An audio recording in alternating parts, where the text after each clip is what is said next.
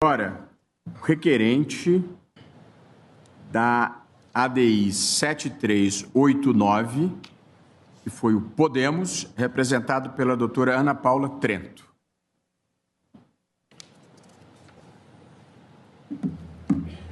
Seja bem-vinda.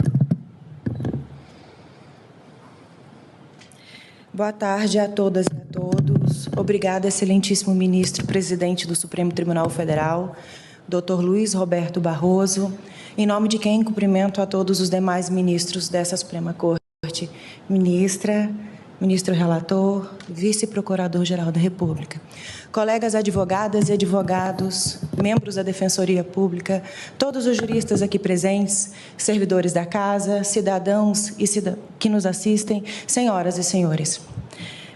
Todos são iguais perante a lei e, sem distinção, têm direito à igual proteção da lei. Dou início com essa afirmação, que, aliás, trata-se de uma garantia constitucional, para, desde já, deixar claro que o Podemos, enquanto partido político engajado na luta pelos direitos e garantias de todos os cidadãos, reconhece a relevância do tema tratado pela Resolução 487 do Conselho Nacional de Justiça, bem como que a política antimanicomial tem a obrigação de estar de acordo com o respeito aos direitos fundamentais de todos os indivíduos, especialmente os que sofrem transtornos mentais ou qualquer deficiência psicossocial, mas que isso precisa ser efetivado respeitando a legislação. E muito mais do que isso, resguardando o próprio indivíduo, sua família e toda a sociedade. As inquietações são muitas e de todas as ordens. Antes de abordar as ilegalidades e inconstitucionalidades apontadas na inicial, afirmo, em consonância com o parecer da Procuradoria-Geral da República, que as singularidades das providências trazidas pela resolução demandam análise cuidadosa. Demandam análise cuidadosa. Vimos pelas proposições de outras ADIs e uma ADPF que essas inquietações alcançam vários segmentos que têm propriedade para falar no assunto. Médicos, juristas, profissionais de segurança pública, da saúde, tudo com relação à política antimanicomial. Essas inquietações devem-se ao fato de, além de não estarmos tratando a matéria pelo caminho legal adequado, de que, ao contrário de assistir, amparar, resolver, podemos, sim, desassistir, desamparar e criar problemas ainda maiores. Entendo que essas pessoas são incapazes de compreender o caráter ilícito. Se é assim, forem diagnosticadas, elas cometem crime. E, aplicando a resolução da forma como ela está, estamos permitindo o cometimento de novos crimes por pessoas que não possuem, como dito, esse discernimento. Então, essa responsabilidade, podemos dizer, por esses crimes, será de quem? Não desconhecemos a realidade abusiva e violadora dos direitos humanos dentro dos centros de internação. E isso precisa, sim, ser enfrentado. A internação psiquiátrica é medida de última ratio e ela ocorre em defesa tanto do internado como da sociedade. Conhecendo a realidade do sistema de saúde e de segurança pública, podemos afirmar que ele não está pronto ainda. Que seja, então, reconhecido o estado inconstitucional desse sistema, como no caso do sistema carcerário brasileiro. As famílias dos internados, mesmo as mais abastadas, não têm condições para acolher aqueles que, apesar de pessoas com deficiência, praticaram crimes contra a vida, contra a liberdade sexual, por exemplo. Há casos em que o tratamento psiquiátrico exige que o paciente fique internado e em certo isolamento, sob pena de se colocar em risco os demais usuários do Sistema Único de Saúde.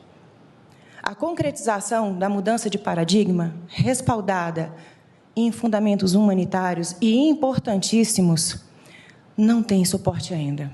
E aqui cito novamente o parecer da Procuradoria-Geral da República.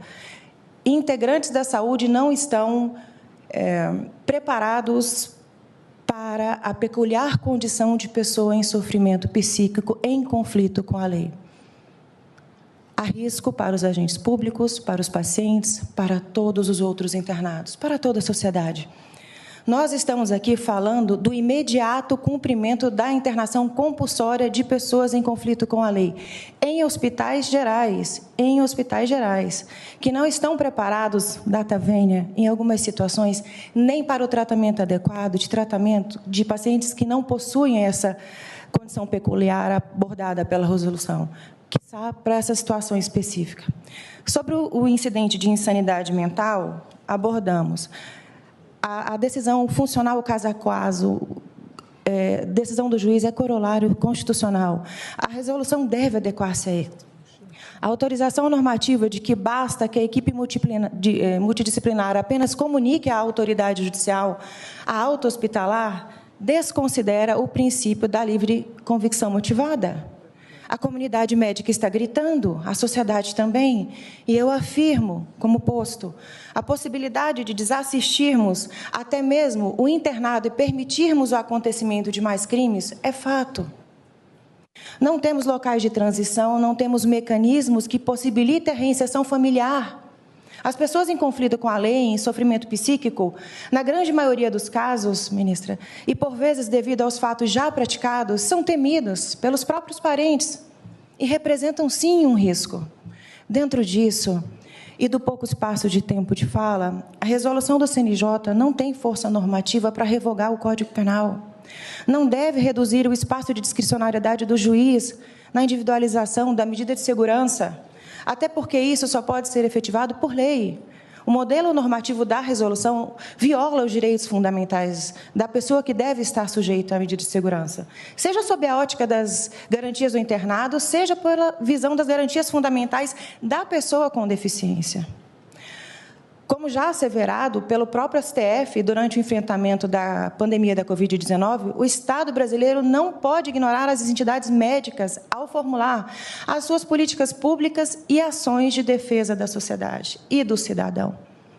Toda e qualquer reforma do modelo de medida de segurança deve levar em consideração a legalidade constitucional, as ciências médicas e a congruência do Sistema Único de Dentro disso, a resolução, em termos práticos, revoga a medida de segurança no hospital de custódia psiquiátrico, a exigência de perícia médica psiquiátrica, de internação e tratamento ambulatorial, a exigência de perícia médica psiquiátrica para a modificação da pena ou da medida de segurança ou da conversão daquela nesta, a competência privativa do médico psiquiatra para autorizar a internação psiquiátrica, ainda que para fins de internação compulsória. Além disso, a resolução reduz o espaço da discricionariedade que o juiz tem na condução. Os princípios da legalidade penal e do devido processo penal existem, dentre outras coisas, para assegurar que os parâmetros que serão empregados pelas autoridades judiciais, penais e administrativas responsáveis pela aplicação do direito penal e do direito processual penal sejam estabelecidas por intermédio do devido processo legislativo. A resolução 487, com objetivos nobilíssimos, claro, porém, foi editada sem o debate necessário com o segmento médico, como demonstram as notas públicas que foram emitidas contra a resolução. E eu cito aqui o Conselho Federal de Medicina, a Associação Brasileira de Psiquiatria, Médica Brasileira, Federação Médica Brasileira e as demais que compõem o polo ativo das demais ADIs já citadas.